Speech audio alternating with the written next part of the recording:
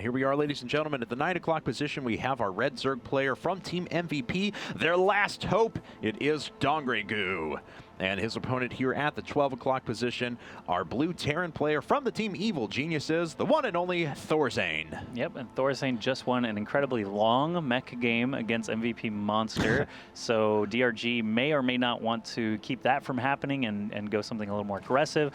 Something else I thought about that Monster might have been able to try in that previous map, because Thorzane never built a starport. Nidus Network. Yeah. So, I mean, if an Overlord got in range of the main base halfway through that game, Nidus Network got in with a whole bunch of roaches, he could get in and out and do a lot of damage, take on those production facilities as fast as he could, and just get out as fast as possible. He could have done a drop, possibly, if he could find a weak spot where Thors weren't actually at, and, you know, load up enough Overlords. But that was, I mean, that was obviously a huge, huge game there for both players, just going back and forth constantly. So, I mean, it's possible that both players believed if they didn't just keep going at it, that they would, you know, lose their advantage. So really any sneakier tactics like that may not have paid off. Who knows? But Nidus Network seems like it could have had a shot there. I think there was a few questionable decisions from Monster, honestly, but you know, in the end, he still did take 3 games from EG. He certainly did his job. Yeah. But now Dongregu needs to be able to finish things up. We've seen plenty of TVZs on this map. We know that they tend to, well, become a little bit ridiculous if they move towards the late game. I can't even imagine with Thorzane I know. in the late game. Prepare for a 3-hour game, folks. Now, we do have double barracks coming up for Thorzane, and this is not picked up on by, there we go. Now Dongregu sees it. He sees barracks number 1. We'll see how quickly he picks up on barracks number 2. Yep, he's going to want to get that Overlord somewhere safe quickly, too. He does not actually see the second barracks. This is, you know, the second time in this series that we've had an Overlord basically not quite make it far enough to see the things that he needs to see. So this Overlord is just going to book it out of there so he doesn't get taken out by those initial Marine of Thorzane. Unfortunately, that comes at the cost of not knowing a second barracks is on the way. So Thorzane most likely going to be trying what he did against Monster, sending those first 10 or 12 Marines to try and take out a hatch or some other significant tech if he can.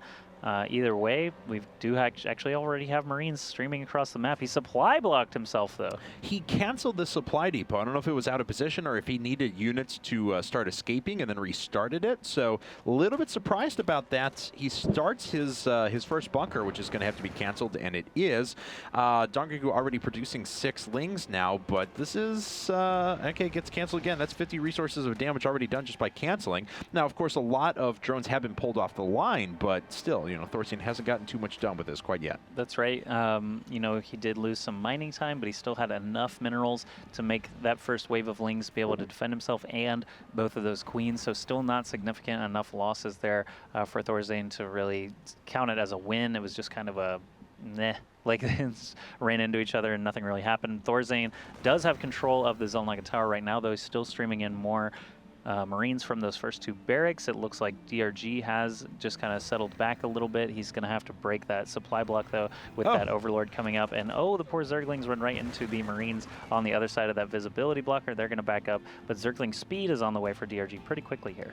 And Thorzane going to try and put on some pressure, and he may be able to do that. There's only 1 queen up and only these 5 lings from the side. So quickly, yeah, 10 more lings have to be produced. And at the very least, Thorzane is, I mean, that's 5 drones that Dongregu wanted to make. So just by ducking in and then running away, he's killed 5 drones. Yeah, it's a good point. And as he moves back toward his base, these lings most likely won't get a lot done because of the great wall-off Thorzane has here. As long as he raises those depots in a timely manner, shouldn't be afraid of losing anything.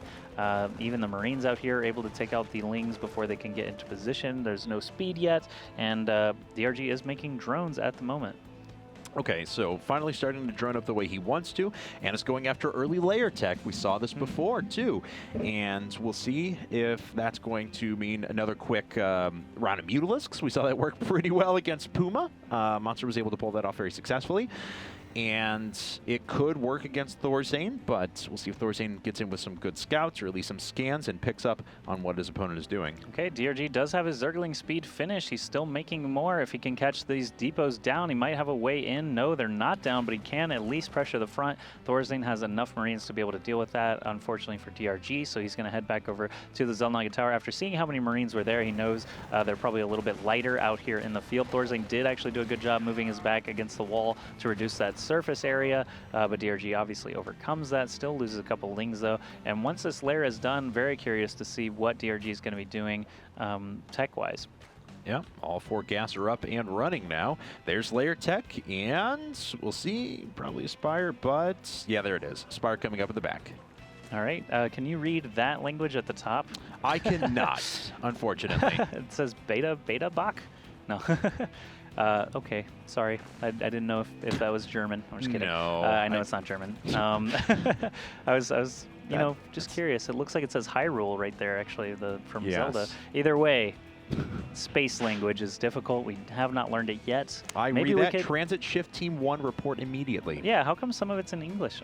We could reverse engineer the language if we can figure out what it says. Brokeback Mining Station, followed by Night of the Zerg 4, apparently showing at the local theater. Yeah, there's a theater on Metropolis. Zerg are invading, so they actually don't need to waste their ticket money. That's right. They could just go shoot some Zerglings. The Uber Bowl is following that. Okay, I'm done reading the side. So Thorzane once again being so good about making sure that his supply depot walls are in place. He's not going to get caught off guard with, even if he decides to break down the destructible debris with any sort of Zergling run-bys. He's got a pretty powerful attack out now with the Hellions and Blue Flame on the way, and looks like, just barely gets that up in time, and now these Zerglings are going to pay. All right, so Thorzane actually slightly ahead in supply, taking out more lings for free. He's got to feel good about this push. DRG is going to be on the defensive, but he's got 4 Mutalisks on the way. He's got enough gas for 3 more. If he can just get the mineral count, he is kind of going to try and desperately reply to this attack. So Thorzane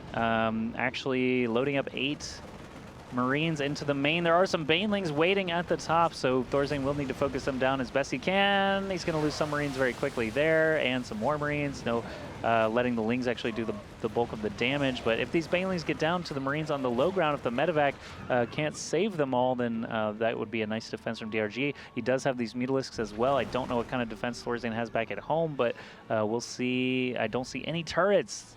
Great control from Dongrigu there to make sure that his none of his units were actually... Oh, what? Never mind. That's GG, and Thorzane leaves. So as soon as Evil Genius's Terran players see Mutalisks, they leave the game. Note to self. Actually,